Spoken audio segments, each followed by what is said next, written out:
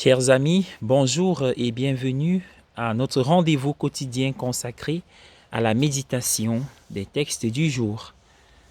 En ce 2 juillet 2020, nous avons la joie de recevoir, n'est-ce pas, les 8 premiers versets, autant pour moi, du chapitre 9 de l'Évangile selon Saint Matthieu.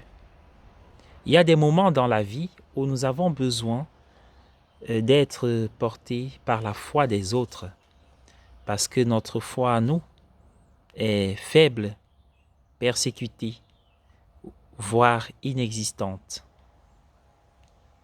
Beaucoup parmi nous ont ainsi commencé leur vie chrétienne.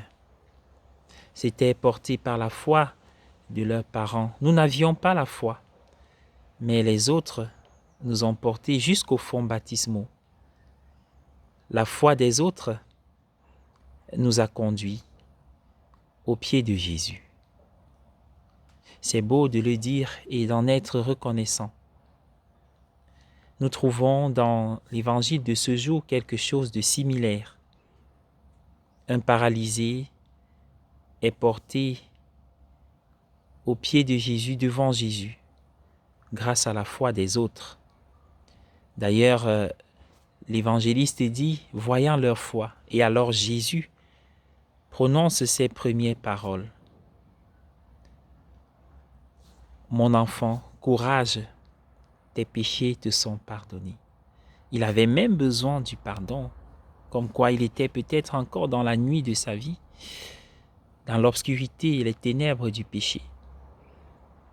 Bien-aimés dans le Seigneur, ayant été conduits au pied du Seigneur, au commencement de notre vie, de notre histoire chrétienne, il vient un moment où le Seigneur veut passer par nous pour toucher les autres, pour conduire les autres à ses pieds. Au fil des années, nous sommes amenés à cela, à parler de Jésus aux autres, à les ramener ou à les amener au Seigneur. La foi envoie ses propres ondes qui débordent notre existence et touchent les autres.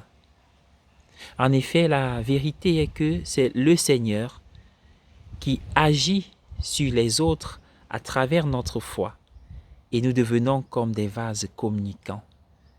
La foi chrétienne, la vie chrétienne est un exercice pour être ce vase communicant, que le Seigneur touche les autres à travers notre foi.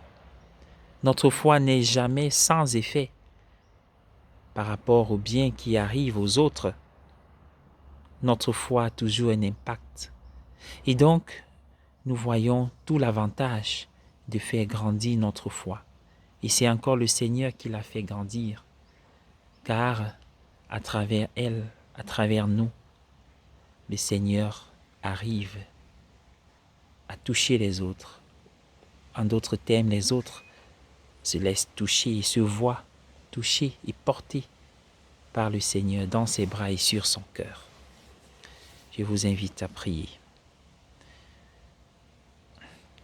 Seigneur notre Dieu, nous te rendons grâce pour la vie que tu renouvelles en nous ce matin. Nous mettons cette journée entre tes mains, ce jour. Sois au-devant de toutes nos entreprises, Seigneur. Éloigne de nous l'orgueil et l'égoïsme, l'insulte et le mépris.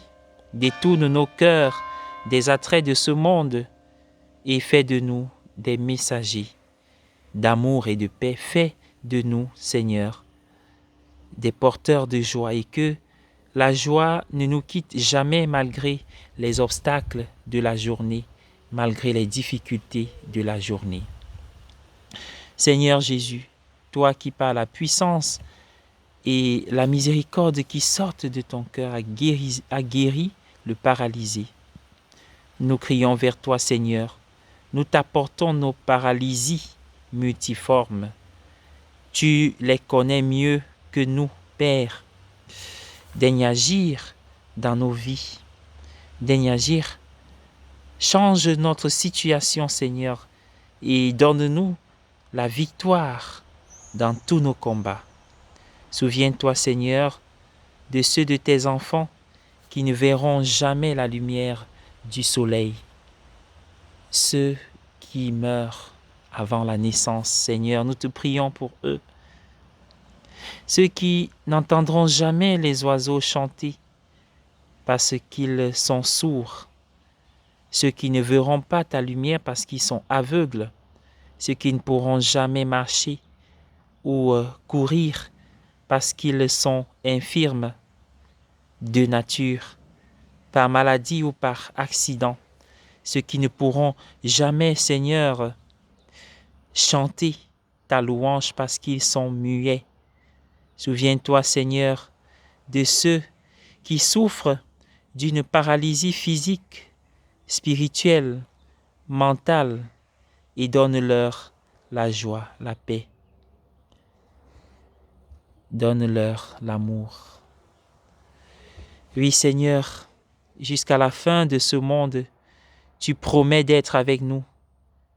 Seigneur, fais-nous lire les signes de ta présence partout et augmente notre foi. Toi qui es vivant pour les siècles des siècles. Amen.